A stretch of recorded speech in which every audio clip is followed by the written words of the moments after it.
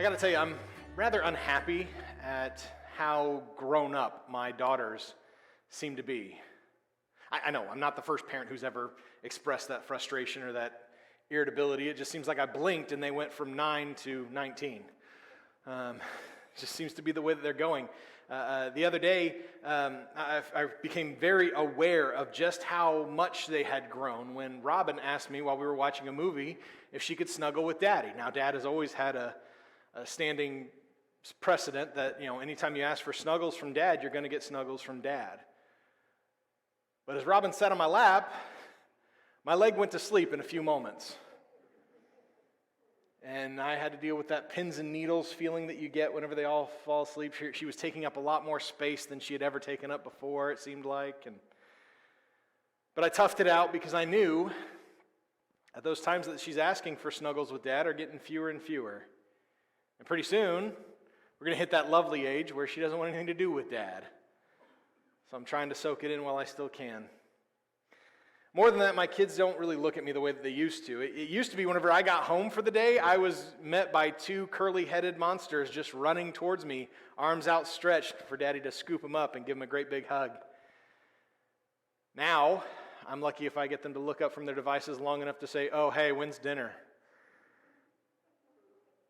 Used to be that Daddy was just the hero coming in. I'd be able to go give him a goofy face or do a spot-on impression of a gorilla, and it would be met with thunderous laughter and the demand for more.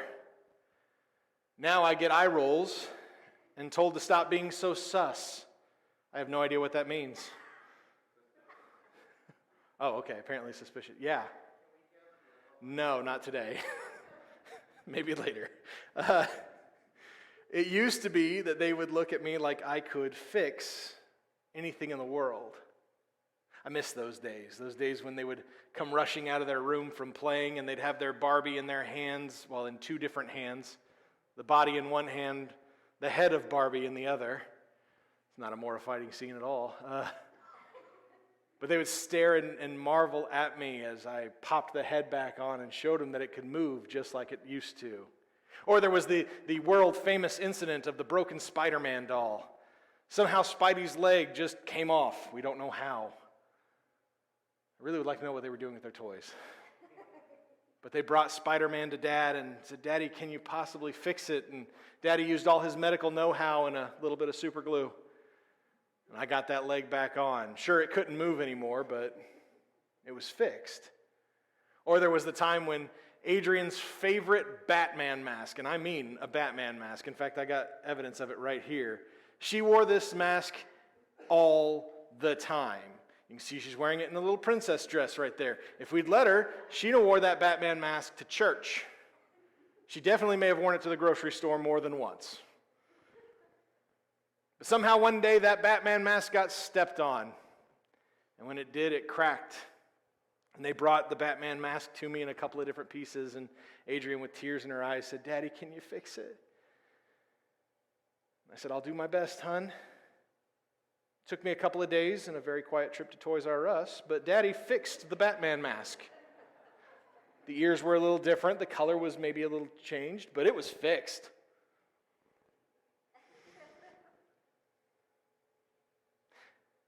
But unfortunately now, they're learning that there are some things that Daddy just can't fix.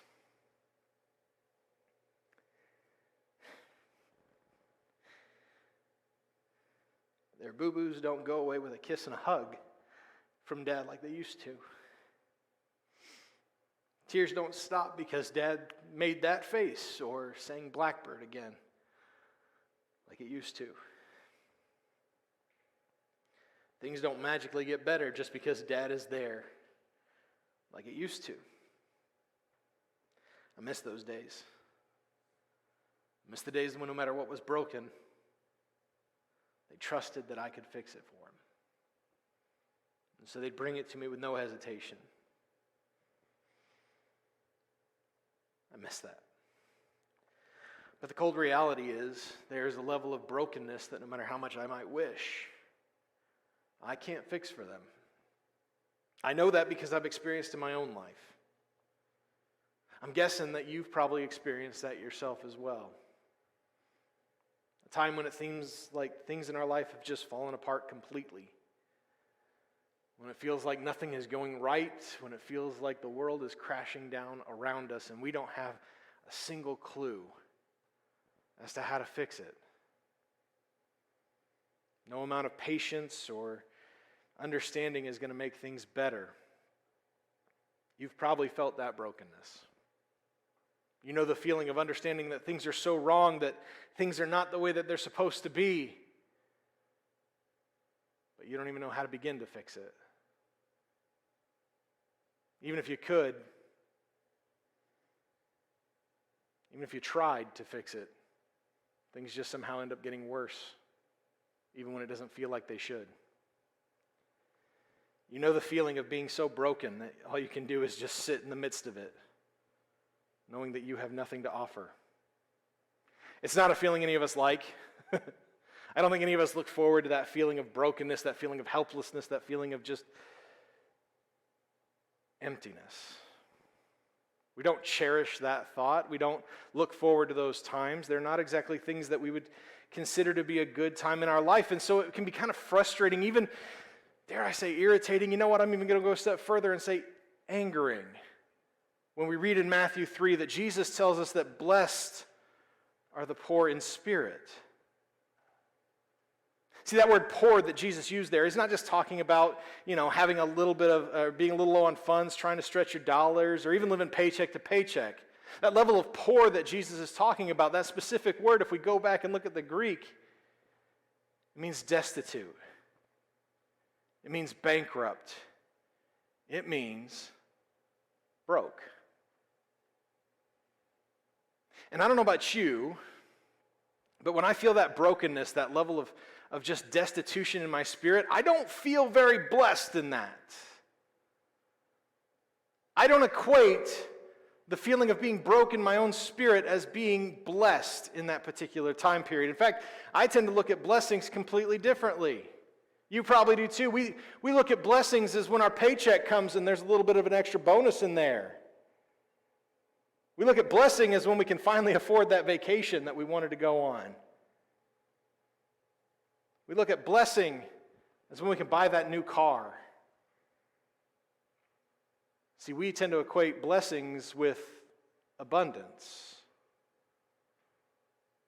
That's how we kind of make that idea in our mindset. That's the way our culture and our mindset is geared, that when we're truly blessed, it's because things have gone right. Sometimes that blessing is as big as being able to afford that 4,000 square foot home.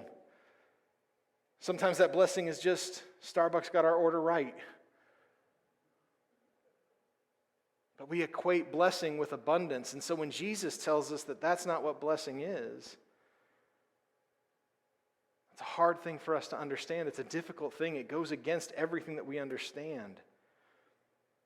Jesus tells us that we are blessed when we feel like we have nothing to offer. When we're bankrupt, when we're destitute, when our spirit is broken. When you feel the weight of that sin that you have done, when you are aware of just how sinful you've become, when you understand that guilt, that's when you're truly blessed. I'm going to guess that the woman in our text today, she didn't feel overly blessed in this particular moment. By the time we got to Luke chapter 7, verses 36 through 50, we're going to be there, so turn in your Bibles, Luke chapter 7, 36 through 50. As you're turning there, let me give you an idea of what's going on in the midst of this entire narrative. This is still pretty early on in Jesus' ministry. He's kind of gotten a little notoriety. He's gotten a little bit of a following that's come around him, but he's still fairly early on. He's gaining a reputation, not just as a healer and as a miracle worker, but also as a teacher. People are just connecting with the message that Jesus has for them. There's something about the way that he's saying these things that's so different than every other teacher that they'd ever encountered beforehand. By this point in time, he's kind of established who his 12 disciples are, but they're still trying to figure it out. They're still making boneheaded decisions that they're going to continue to make the rest of their lives. It's pretty great. I love it. But people are still trying to figure out who this Jesus is. His preaching, his teaching, his general attitude towards people that he encounters is so unlike any other Pharisee or rabbi or teacher of the law. And frankly, at this point in time, most of the Pharisees and other teachers, they haven't quite figured out Jesus yet. They haven't quite figured out what he's all about. They haven't been able to figure out what's going on inside of his head. He seems to be so sure of everything that he says. And certainly everything that he says falls perfectly within the law of Moses and the prophets and all the other scriptures that come before it. But at the same time, it just feels different. He seems so much more confident around the tax collectors and other known sinners than he does with people like them. Almost like he's more at home, surrounded by these people who are so far from God than he is with the people who've devoted their entire lives to following God. There are rumblings he may be a prophet. There are a lot of discussions amongst the people particularly, but there's some discussions happening among the Pharisees themselves that say maybe he is a prophet, but he doesn't act like Daniel or Isaiah or any of the other prophets that we've seen come before. Something is strange. But they're trying. They're trying to figure this guy out. They're trying to get a feel for him by the time we get to Luke 7, verse 36, because at least one of them is making some kind of an effort, even if it's not much of an effort. It says, "Then one of the Pharisees invited him to eat with him. He entered the Pharisee's house and reclined at the table." Jesus is invited to dinner at the home of this pretty well-known Pharisee, a guy who's pretty influential in his town. We're going to come to know him a little bit later on in this narrative as a guy by the name of Simon. And Simon invites Jesus to come and to have dinner with him. This is kind of a big deal. It's this new up-and-coming teacher being invited into the home of this well-known and well-established teacher. Now, this dinner is a little different than what we might expect. See, they recline at the table. This is different than us, because at this point in time, chairs aren't a thing. And so the tables themselves are only about 18 inches off the floor, which is somebody who deals with lower back pain, just why? Why would you do that? But they recline themselves in such a position to where they lean on one elbow and eat with their other hand, and they've got their feet stretched out behind them, which kind of makes sense to me, because if you have to lay down to eat, I don't want to try to eat my spaghetti one-handed and have to look at your feet while I'm doing it. That's not appealing to me. And yet this is how they had to eat in order to be able to do this sort of thing. But there's a reason why I'm telling you all this, and a reason why we need to understand what position that they were in, and that reason, well, she just walked in the door. A woman walks into this room, and not just any woman. Everybody at this table knows who she is. Almost immediately, every conversation that's taking place around this table stops. Most every eye is staring at her. There are a few who are avoiding eye contact with her for fear she might recognize them. But there's something about this woman's demeanor that is different. She's not there to cause a controversy. She's not there to make a scene. There are a few people just staring daggers at her, people who are just glaring down their noses at her, because the thing that she's most known for, the reason why everybody at this table knows who she is, well, it ain't good. It's not decent. But this woman scans through the entire room. She looks in every eye around the table, scanning every face until she locks eyes with Jesus. She kind of scurries her way over to him. She's got her head ducked down as she makes her way towards him. She gets behind Jesus. She sits down at his feet. Something in that moment just changes drastically for her, because she can't hold back the tears anymore. She wasn't doing that great a job of holding them back in the first place, but now she's just letting them flow. And as the tears fall from her face, they land on the feet of Jesus. And it's there that she sees that Jesus' feet, they still have the dirt and the mud from outside. And now her tears are just flowing down upon them. hitting his feet with a pitter-patter of rain. And as she sees that his feet are dirty, something in her says, this can't be this way. Her tears are washing the feet of Jesus. She comes to the decision that she's got to do something. She's got to wipe this off. She's got to get that dirt off of him. She's got to dry his feet. She looks around. There's no towel or rag anywhere near her. She has a moment of confusion, a moment where she doesn't really understand what to do next, but then an idea hits her. And in a move that was so fluid and yet so scandalous, she removes her headdressing and allows her hair to fall in front of her face. This isn't done in this time period. Women do not remove their hair coverings. They don't expose their hair to any man who's not their husband. But she doesn't care about that. She grabs a clump of her hair together and she begins to wipe the feet of Jesus, removing the dirt, removing the muck, and removing her tears.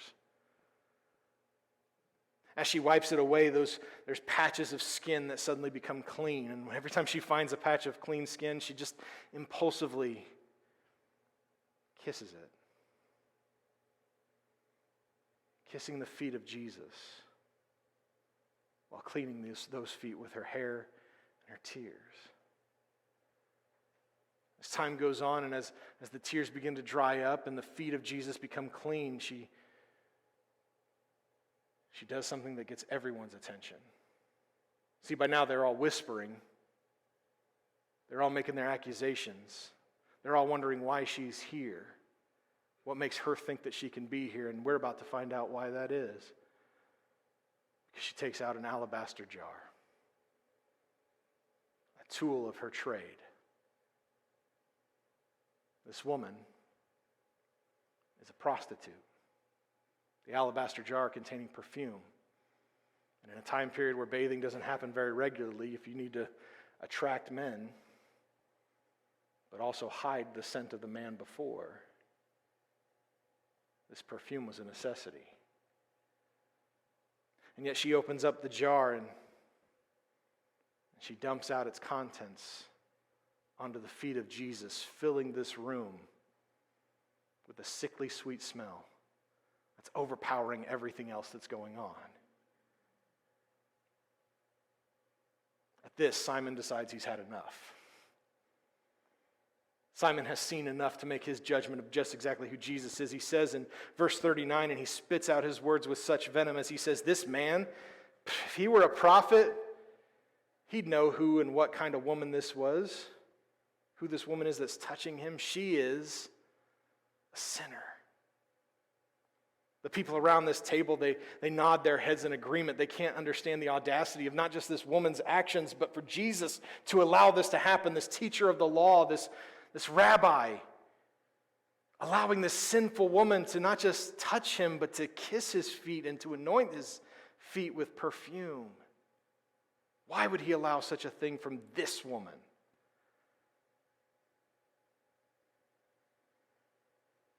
But it all falls silent when Jesus responds. And his response is not something that we'd expect. He doesn't respond by professing his agreement in what Simon has said. He doesn't respond by rebuking the woman or even the people around him or even Simon for his hateful speech. Instead, he tells Simon, "I'd like to say something." Jesus poses a situation for Simon, and it follows it with a question in verses 41 and 42. He says, "A creditor has two debtors. One owed 500 denarii, the other one 50. Since they could not pay it back, he graciously forgave them both. So which one of them would love him more?" It's not exactly what anybody in the room expected. On the surface, Jesus isn't responding to what Simon said. He's also not acknowledging the strange behavior of this prostitute sitting at his feet. This is kind of a weird way to react, don't you think? And yet Simon, through his befuddlement, responds by saying that the one who had been forgiven more would naturally love more. And that's when Jesus flips the script. See, he turns to the woman, yet he still continues to talk to Simon. He's looking at her, but still addressing him. He tells Simon that when Jesus came to Simon's house, Simon didn't follow the standard manners of the time and give him water to wash his feet. It was customary that if somebody was invited to somebody else's house for dinner, that they would provide water. At the very least, in some cases, if the guest was honored enough, they would wash his feet for him. Yet Simon didn't even give him a basin, a towel, a wet wipe, nothing. But she's washed my feet with tears and cleaned it off with her hair. Simon didn't follow customs of the time period when a guest came into your house that you just kiss their hand, or in some cases kiss their cheek as a sign to show your respect and your honor that they are with you. Simon didn't do that. She has not stopped kissing my feet. Simon didn't anoint Jesus with olive oil, something that was a standard practice, something that was done for guests of teachers and highly respected individuals in that time period. But she just anointed my feet with a fragrant perfume. Yes, she is a sinner. Yes, she has continually done things knowing that they go against the law and the command of God. Yes, she is far from the woman that God had planned for her to become. But in this moment, she's acutely aware of it. She's felt the weight of her sin. She feels that deep pang of guilt in her very soul. She knows she isn't just poor in spirit, she's destitute, that her spirit is broken. And like a child, she's run to the only one that she knows who can fix it. She knows she can't fix it on her own. So she's come with her broken spirit and laid it at the feet of the only one who can. As Jesus looks deep into her eyes, no longer addressing Simon, just addressing her, he tells her in verse 48, "Your sins are forgiven."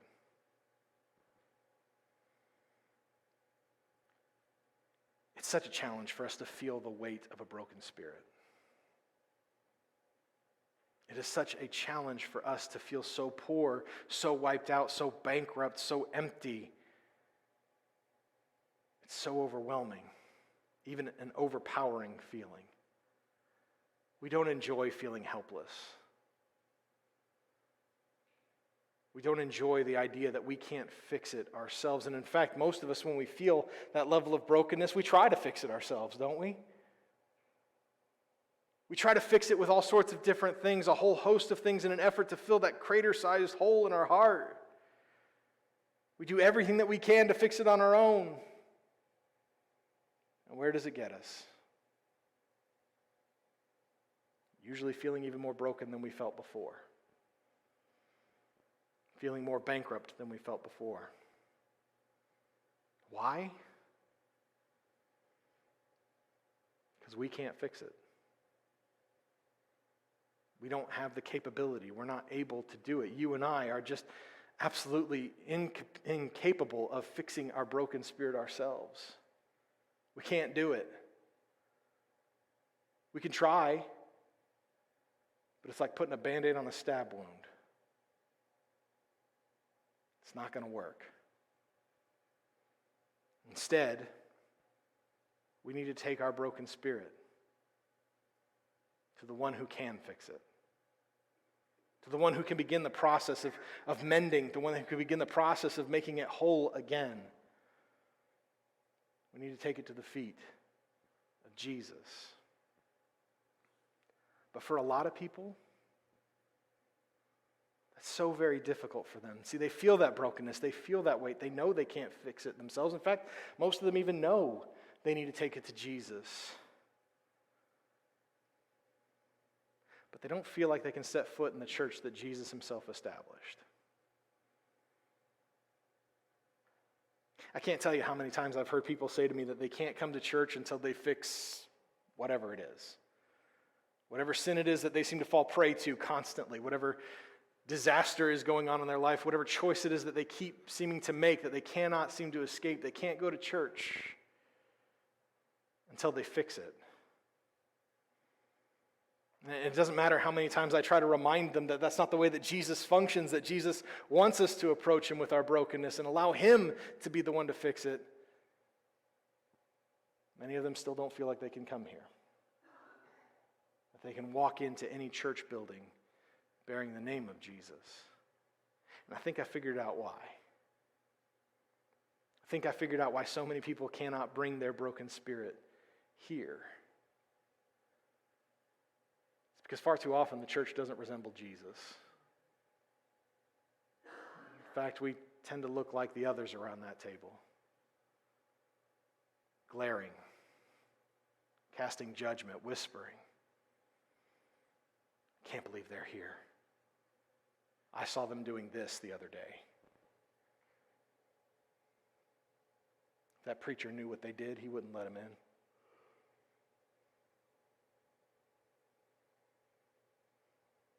We need to remind ourselves that we're just as broken. That our spirit is just as broken. These folks don't feel that they can bring a broken spirit because they don't want to face that kind of table. But that's not the type of table we're supposed to be. We should be rolling out the red carpet with them, with searchlights going all over the place, with billboards rented, the whole kit and caboodle, to bring them right to the feet of Jesus. Right to the feet of the one that can fix their broken spirit, right to the one who's in the process of fixing ours. Each one of us is broken. Each one of us is bankrupt. Each one of our souls is destitute. And each one of us are helpless to fix it on our own. When we recognize that brokenness, we need to take it to the feet of Jesus himself. When this woman became aware of her own broken spirit, she brought it right to Jesus. And what did Jesus do? He made certain in that moment that she received a blessing. It wasn't a moment where she felt like she was overly blessed. But as Jesus told her, your sins are forgiven, what greater blessing could she have received? I don't know that immediately this one encounter with Jesus solved all her problems. I'm inclined to think it probably didn't. And I sincerely doubt that when she left that table that night, that she never sinned again. But it started a process. It began a transformation within her very soul. It began the patchwork and stitching together to mend what once was broken. He helped her get on the road back to becoming who she was always meant to be. I believe he can, and that he will do it for us as well. Blessed are the poor in spirit, for the kingdom of heaven is theirs.